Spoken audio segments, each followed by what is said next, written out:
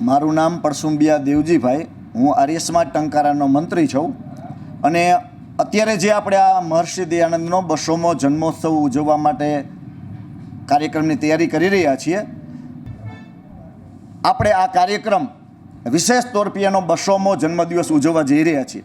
એક નાનકડી વાત એ પણ કહેવાની ઈચ્છા થાય કે એનો શતાબ્દી મહોત્સવ પણ ટંકારામાં ઉજવવામાં આવેલો હતો આજથી 100 વર્ષ પહેલાં, 8, 9, 10, 11 ફેબ્રુઆરી 1926ના રોજ. તો એ કાર્યક્રમની અંદર પણ અનેક માણસો, અનેક વિદ્વાનોની હાજરીમાં ટંકારાની અંદર શતાબ્દી મહોત્સવ ઉજવાયો. આજે 100 વર્ષ પછી એક આવું શ્રેષ્ઠ કાર્ય આપણને ટંકારાના નસીબ અને મોરબી જિલ્લાના નસીબની અંદર છે કે આવું આપણા આંગણે કાર્યક્રમ થવા જઈ રહ્યો છે. તો આજના જે કાર્યક્રમ છે એની અંદર ઓટોમેટિક એવું ગૌરવ આપણે લઈ શકીએ કે ભારતના પ્રથમ નાગરિક મહામહિમ આપણા રાષ્ટ્રપતિજી આપણી વચ્ચે પધારવાના છે, જેમની તારીખ નક્કી થયેલી છે 12મી તારીખ. 12મી તારીખે આપણી વચ્ચે રાષ્ટ્રપતિજી હશે. 12મી તારીખ સ્વામી દયાનંદનો જન્મદિવસ છે. એ ઉપરાંત 11મી તારીખે આપણી વચ્ચે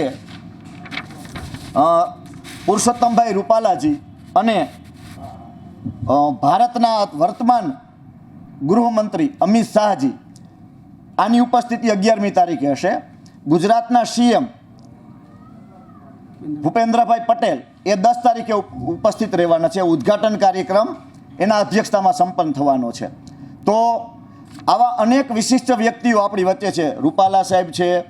અને સૌથી વિશેષતા તો એ છે કે આ કાર્યક્રમ જેના નેતૃત્વમાં, જેના માર્ગદર્શનની અંદર થવા જઈ રહ્યો છે એવા આપણા ગુજરાતના વર્તમાન રાજ્યપાલજી ડૉક્ટર દેવવ્રત આચાર્યજી, એ આપણે આ 3 દિવસના કાર્યક્રમમાં ઉપસ્થિત રહેવાના છે અને દરેક ઇવેન્ટને એના નેતૃત્વમાં ચાલવાની છે. આ બધા જ જે કાંઈ અતિથિ મહાનુભાવો પધારે છે એમને આમંત્રણ આપવાવાળા પણ એ છે. વાત રહી કાર્યક્રમોની અંદર, 10 તારીખે આ કાર્યક્રમ વિધિવત શરૂ થશે.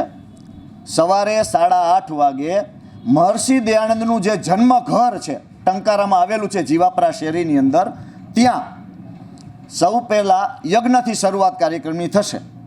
અને 1 કલાકનો યજ્ઞ કાર્યક્રમ પૂર્ણ થાય પછી 9:30 થી 11 વાગ્યા સુધી ભવ્ય શોભાયાત્રા નીકળશે, જે ટંકારાના ઇતિહાસમાં કદાચ આવી પહેલી શોભાયાત્રા હશે. એમાં અનેક વિવિધતા સાથેની શોભાયાત્રા છે. તો એ શોભાયાત્રા 9:30 શરૂ થશે અને 11 વાગે કરશનજી કા આંગણ, જે કાર્યક્રમ સ્થળ આપણે નક્કી કર્યું છે, ત્યાં પહોંચશે. ત્યાંથી યજ્ઞની જ્યોતિ લેવામાં આવશે અને અહીંની યજ્ઞશાળાની અંદર પ્રસ્થાપિત કરવામાં આવશે. અને 3 દિવસ સુધી અહીંયા ચતુર્વેદ યજ્ઞ, એટલે કે 4 વેદોના 20,000થી પણ વધુ મંત્રો છે, એ તમામ મંત્રો સાથેના આ ચતુર્વેદ પારાયણ કરવામાં આવશે. ત્યાર પછી આપણું ઉદ્ઘાટન સત્ર શરૂ થશે, જેની અંદર આપણા મુખ્ય મહેમાન તરીકે ભૂપેન્દ્રભાઈ પટેલ, આપણા માનનીય ગુજરાતના મુખ્યમંત્રીની ઉપસ્થિતિ હશે.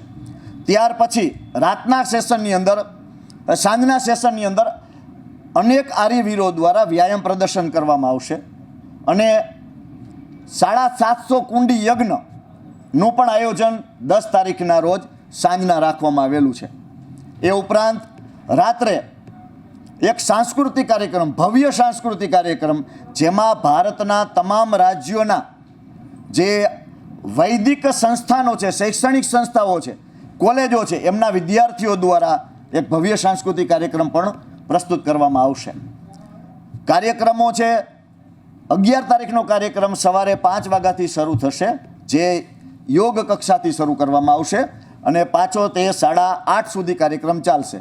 8:30 થી 9:30 દરરોજ જે અહીંયા યજ્ઞશાળા બનાવવામાં આવી છે તેની અંદર દરરોજ યજ્ઞ થશે. એ યજ્ઞ પૂરો થાય પછી આપણા અનેક પંડાલો છે, તમે બધાએ જોયા હશે, અલગ અલગ મંચો પણ છે. કોઈ જગ્યાએ સાંસ્કૃતિક કાર્યક્રમ ચાલતો હશે, કોઈ વિશેષ અતિથિ છે એમનો મુખ્ય પંડાલની અંદર કાર્યક્રમ ચાલતો હશે, ક્યાંક નાના સાંસ્કૃતિક કાર્યક્રમો, નાટકો પણ ચાલતા હશે. આવા અનેક કાર્યક્રમો સતત દિવસ દરમિયાન આપણે ત્યાં ચાલુ હશે. વિશેષ અતિથિઓ હશે, એમના કાર્યક્રમો હશે, સન્માન કાર્યક્રમો પણ અનેક પ્રકારના થવાના છે.